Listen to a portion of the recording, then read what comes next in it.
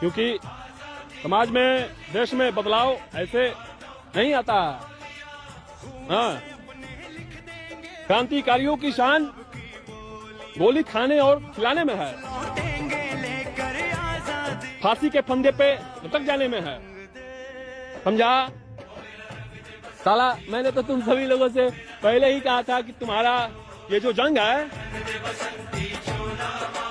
ना किसी चोर उचक्के लफुआ बदमाश गुंडा मवाली उग्रवादी ना कि साला आतंकवादियों से है। सबसे अगर कोई भारी पड़ता है सभी चीजों पे तो वो देश प्रेमी होता है, राष्ट्रभक्त सच्चा होना चाहिए। इन सभी पे वो अकेला भारी पड़ता है। समझा? एनकाउंटर करो कि मारा तो मारा।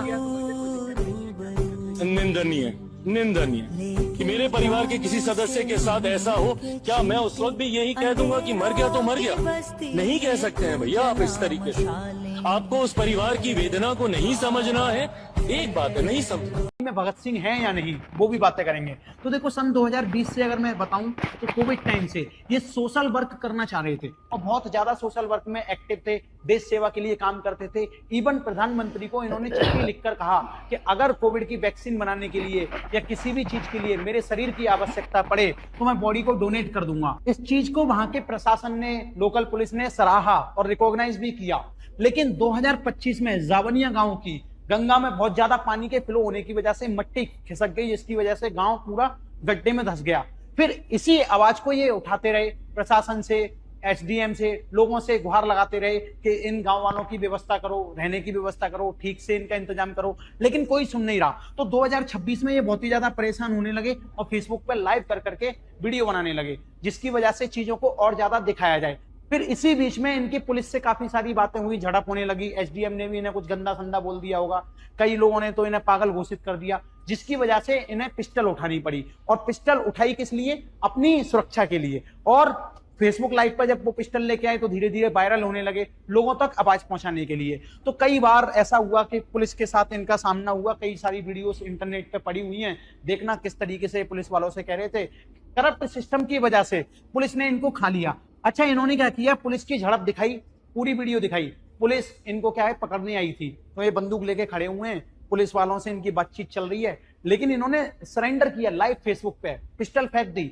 फिर भी पुलिस वालों ने इनको पकड़ लिया। पकड़ने के बाद 3 गोली मारी एनकाउंटर के रूप में, फिर उसे एम्बुलेंस ले गए। उसके बाद 2 गोली अंदर मारी होंगी, जाहिर सी बात है, क्योंकि भरत तिवारी के शरीर में 5 गोली मिली और इनकी मृत्यु एनकाउंटर में कर दी। मैं आपको एक बात बता दूं, एनकाउंटर अपराधी का होता है, देश प्रेमी का नहीं। इन्होंने देश के लिए करप्ट सिस्टम से लड़ाई की, सिस्टम वालों ने इन्हें खा लिया। क्यों? क्योंकि इनका दोष सिर्फ इतना था, वो पुलिस वालों से लड़ रहे थे।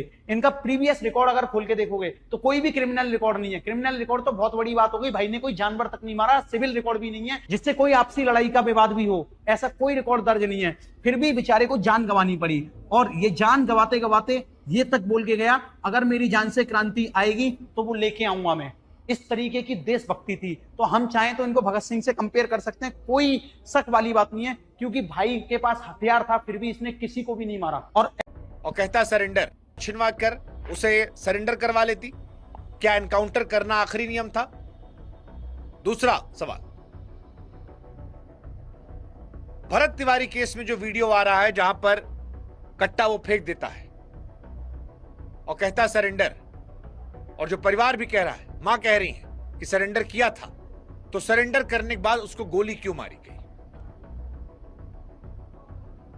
सवाल नंबर 3, अगर बिहार के मुख्यमंत्री सम्राट चौधरी ये कहते हैं कि मैं हैरान था मेरी पुलिस ने एक आदमी को पकड़ा क्यों नहीं जब वो कट्टा दिखा रहा था, और फिर कहा कि डीजीपी हमसे कहे कि वो मेंटली डिस्टर्ब इंसान था, तो वही सम्राट चौधरी जिनके नीचे बिहार की पूरी पुलिस है, उनकी पुलिस ये थ्योरी क्यों दे रही है कि 10-12 गोली मारी, हमने मार दिया? या तो डीजीपी ने मुख्यमंत्री को बेवकूफ बनाया या मुख्यमंत्री ने गलत स्टेटमेंट दिया। लेकिन फिर इसी सवाल है कि अगर भरत तिवारी ने पुलिस वालों पर गोलियां चलाई तो फिर पुलिस वालों को बिहार पुलिस ने सस्पेंड क्यों किया? अगर पुलिस वाले निर्दोष हैं तो पुलिस वालों को सस्पेंड क्यों किया गया, और क्यों ना समझा जाए कि सस्पेंशन जो है वो शक बढ़ा रहा है।